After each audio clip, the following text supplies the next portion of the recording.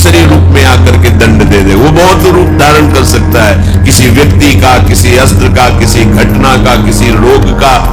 इसलिए आप हमारी प्रार्थना मानिए।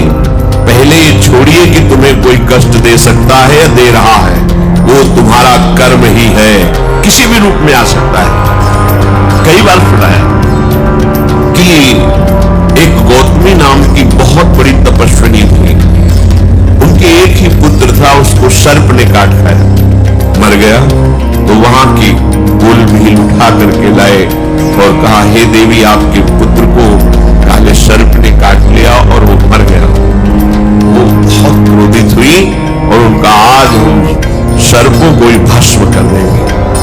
आकर्षण किया तो सर्प सामने उपस्थित हुआ, मैं तुम्हें दंड दूंगी, तुमने हमारे पुत्र को क्यों डसा?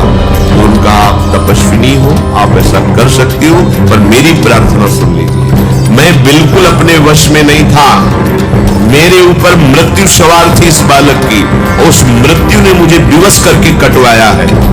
बात समझ में आई? हाँ, ठीक बात कह रहे हैं। मृत्यु का आकर्षण किया, मृत्यु सामने उपस्थित हुई, मूर्तिमान, कहा, मैं अपने तपोबल से तुम्हें भस्म कर दूंगी। तुमने सांप को प्रेरित किया और सांप ने मेरे पुत्र को डसा और मर गया, तो उनका क्षमा कीजिएगा, मेरा कोई दोष नहीं, मुझे काल ने प्रेरित किया।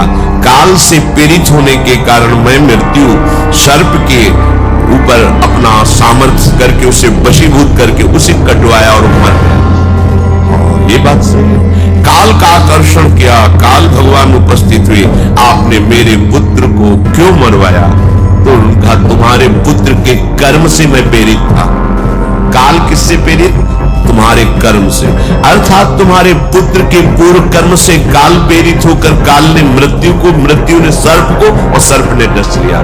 तो जब हम विवेक से मूल में पहुंचते हैं तो हमारा कर्म ही हमको दंड दे रहा, कोई दूसरा नहीं। ये विश्वास कीजिए, आपका कोई कर्म है जो आपको दंड दे रहा है, आप कोई साधारण नहीं, भगवत आश्रित हैं, तो आपको कैसे कोई दंड दे सकता है?